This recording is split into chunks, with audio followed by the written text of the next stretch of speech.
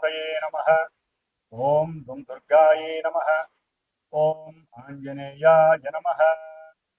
ఆదిత్యాయ చ సోమాయ మంగళాయ బుధాయ చ గురుశుక్రశనిభ్యశ్చ రాహవే కేతవే నమః. ఓం జాతవేదసే సునవామసో మమరాతి యతో నిదహాతి వేదః స నః పరుషదతి దుర్గాని విశ్వానావేవ సింధుం దురితాచ్యగ్నిః. ఓం దుం దుర్గాయే నమః. ఓం రాహుగ్రహాయే నమః. ఓం అర్ధకాయం మహావీరం చంద్రాదిత్య విమర్ధనం సింహికా గర్భ సంభూతం తం రాహుం ప్రణమామ్యహం. ఈ యొక్క స్తోత్రాన్ని వీక్షించేటటువంటి వాళ్ళల్లో ముఖ్యంగా ప్రతి ఒక్కరూ దుర్గాదేవిని ఆరాధించవచ్చు.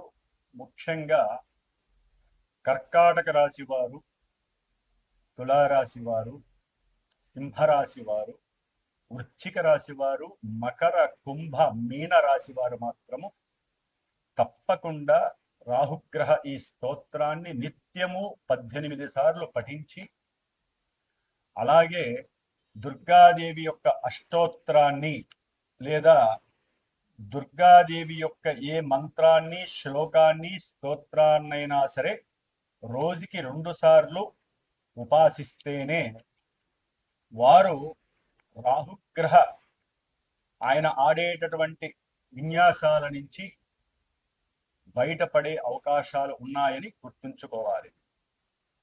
ముఖ్యంగా వినేటటువంటి ఈ యొక్క వీక్షించేటటువంటి ప్రేక్షకులందరూ కూడా ముఖ్యంగా కొన్ని ఎథిక్స్తో కూడినటువంటి ఆ బుద్ధిని, జ్ఞానాన్ని ఉపయోగించుకోగలిగితే బాగుంటుందని ఉద్దేశ్యము. ఎందుకంటే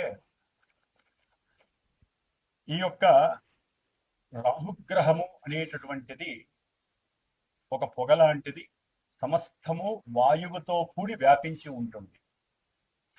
ఎందుకంటే ఇప్పుడు రాహువు కొన్ని నెలల బట్టి వాయు రాశి స్థితిలోనే ఉన్నాడు. అంటే కుంభరాశి అనేటటువంటిది ఆయన యొక్క స్వక్షేత్రము. స్వక్షేత్రగతుడై దాదాపుగా నవంబర్ 22వ తేదీ వరకు కూడా శుభగ్రహ అధిపతి అయినటువంటి గురుగ్రహ నక్షత్రంలో ఉండి తన యొక్క మిత్రుడైనటువంటి శని యొక్క రాశిలో ఉండి ఇరువురి యొక్క ఫలితాలని కూడా బ్యాలెన్స్ చేస్తూ ఇబ్బందులను పెడుతూనే వీళ్ళందరికీ కూడా, ఈ రాశిలో వారందరినీ కొంత రక్షించగలిగేటటువంటి పరిస్థితిని కలిగి ఉన్నాడు ఈ రాహు మహానుభావుడు.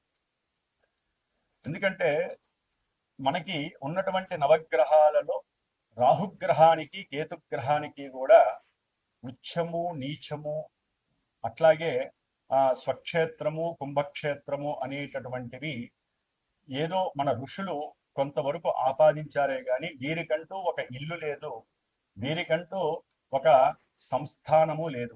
వారు ఏ ఇంట్లో ఉంటే, ఏ నక్షత్రంలో ఉంటే, ఏ గ్రహాన్ని వీక్షిస్తే, ఏ గ్రహము వీరిని వీక్షిస్తే, ఏ గ్రహము వీరి నక్షత్రాలలో ఉంటే ఆ గ్రహము ఆ ఇంటి యొక్క ఫలితాలని మొత్తం వీరు లాగేసుకొని వారికి ప్రసాదించేటటువంటి అతి గొప్పవారు ఈ రాహువు మరియు కేతువు కూడా.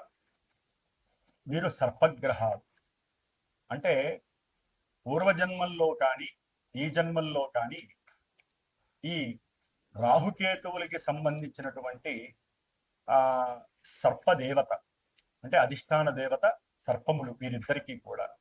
కాబట్టి కొంతమందికి జాతకాలలో అనంతకాల సర్పయోగ దోషాలని, అట్లాగే సవ్యకాల, అపసవ్యకాల, అర్ధకాల సర్పయోగ దోషాలని, సంపూర్ణ కాల సర్ప యోగాలని, అట్లాగే జన్మలగ్నం నుంచి కూడా 12 లగ్నాలకి వీరు లగ్నంలో ఉంటే ఏంటి, కుటుంబ స్థానంలో ఉంటే ఏంటి, తృతీయంలో ఉంటే ఏంటి, చతుర్థంలో ఉంటే ఏంటి, అంటే ఈ రాహుకేతువులు 12 లగ్నాలలో 12 రాశుల్లో దాదాపుగా 144 ప్లస్ కేతు నుంచి చూస్తే ఇంకో 144, 288 కాలసర్ప యోగ దోషాలని అనుభవిస్తూ ఉంటాము అందరము కూడా.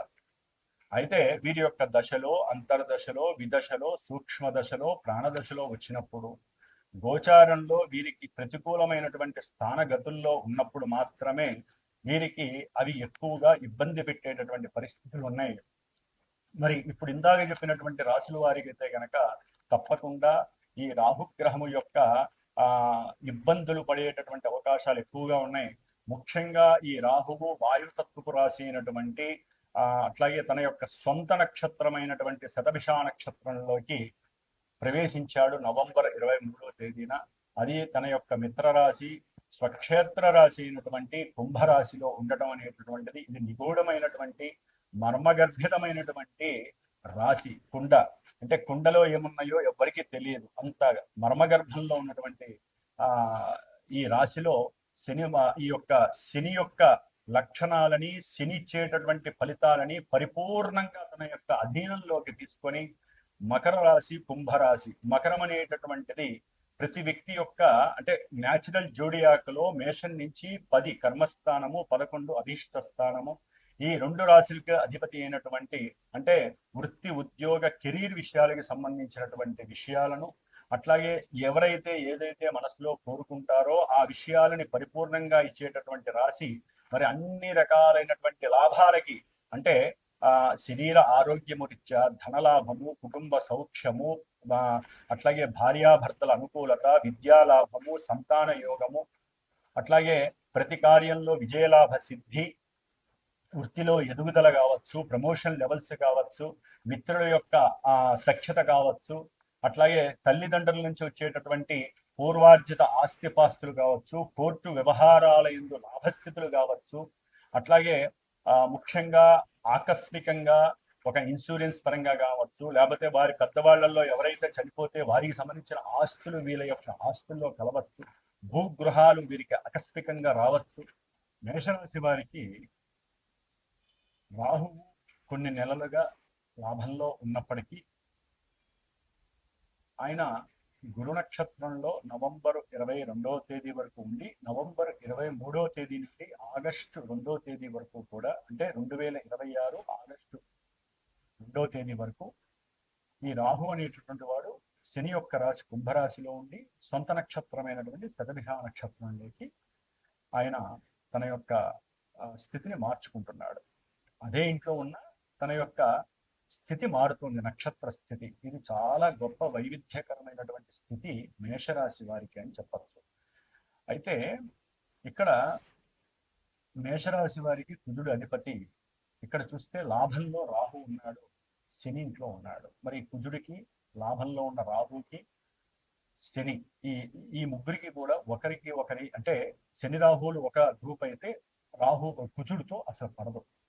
మరి వీరి అభీష్టం ఏ విషయంలోనైనా ఆరోగ్య విషయంలో కావచ్చు ధన విషయంలో కుటుంబ సౌఖ్య విషయము సంతాన విషయము విద్యా విషయము ఉద్యోగంలో చివరికి ప్రమోషన్ విషయము గృహ సౌఖ్యము కానివ్వండి గృహ లాభాలు కానీ రియల్ ఎస్టేట్ వ్యాపారస్తులకు కానివ్వండి అధికారంలో విపరీతమైనటువంటి ఒక పోర్ట్ఫోలియో సాధించడానికి కానివ్వండి అంటే రాజకీయ పరంగా కానివ్వండి క్రీడల యందు మంచి స్థితిగతుల్ని పొందడానికి కానివ్వండి అట్లాగే అన్నదమ్ముల యొక్క వ్యవహారాదుల్లో మరి పూర్వార్జిత ఆస్తుల విషయంలో కోర్టు వ్యవహారాదుల్లో లాభం గణించటానికి కానివ్వండి అట్లాగే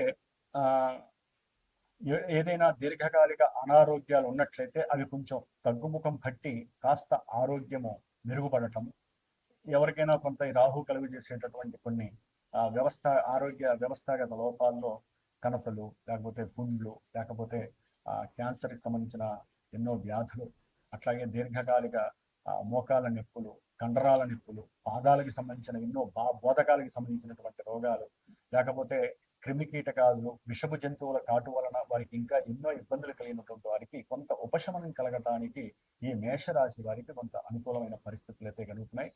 ప్రతి పనిలో విజయ ఢంకా మోగిస్తారు, విజయ లాభసిద్ధి కలుగుతుంది.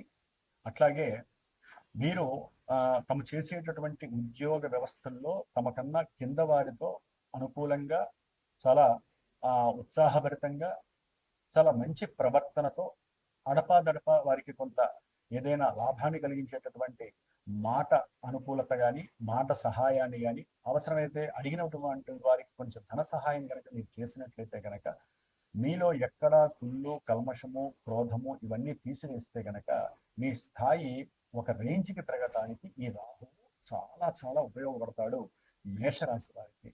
అయితే ఈ మేషరాశి వారికి కొన్ని గ్రహాలు అంటే ఈ రాహు ఉన్నటువంటి స్థానాధిపతి శని యొక్క ప్రభావం కొంత ఇబ్బందిగా ఉంది కాబట్టి ఉద్యోగంలో అనుకున్న స్థాయి నుంచి మార్పులు జరగటము, కాస్త ప్రమోషన్ లెవెల్స్ లో దూరంగా ఉండటము, దానివల్ల కొన్ని మానసికంగా ఇబ్బందులు పడడానికి అవకాశం ఉంటుంది. కాబట్టి మీరు కాస్త సుబ్రహ్మణ్య ఆరాధన చేసుకున్నట్లయితే ఆ మార్పులు లేకుండా ప్రశాంతమైన ఆరోగ్యాన్ని, అట్లాగే కుటుంబ వ్యవస్థల్లో లాభాన్ని కలుగజేసుకోవటానికి, అనుకున్న ప్రతి విషయంలో ముందడుగు వేయటానికి చాలా ఉపయోగకరంగా ఉంటుంది. శత్రు రోగ రుణ విముక్తి కలగడానికి ఈ కాలము చాలా విశేషమైనటువంటి యోగాన్ని కలుగజేస్తుంది. ముఖ్యంగా జన్మజాతకంలో వీరికి ఏదైనా రాహుగ్రహానికి సంబంధించిన పాజిటివ్ వైబ్స్ ఉంటే ఇవన్నీ చక్కగా జరగడానికి అవకాశం ఉంది.